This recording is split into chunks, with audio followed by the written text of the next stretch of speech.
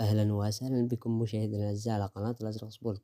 سنتكلم في هذا الفيديو عن موعد مباراة ريال مدريد وبلد الوليد في الدوري الأسباني، وذلك تابعون المزيد من التفاصيل والتحليلات حول هذا اللقاء المهم. ولكن فضلا وليس أمرا، اشتركوا في القناة وفعلوا جرس الإشعارات ليصلكم كل ما هو جديد.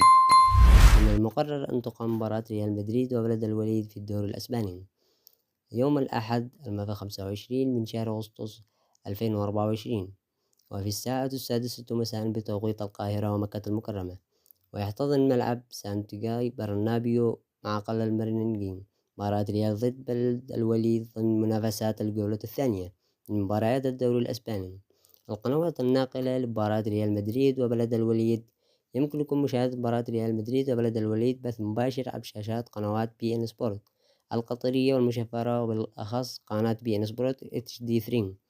مشاهدة مباراة ريال مدريد عبر الإنترنت: مشاهدة مباراة ريال مدريد ستكون من خلال تطبيق تود، الناقل الحصري الوحيد لبث مباريات الدوري الإسباني داخل الشرق الأوسط وشمال أفريقيا.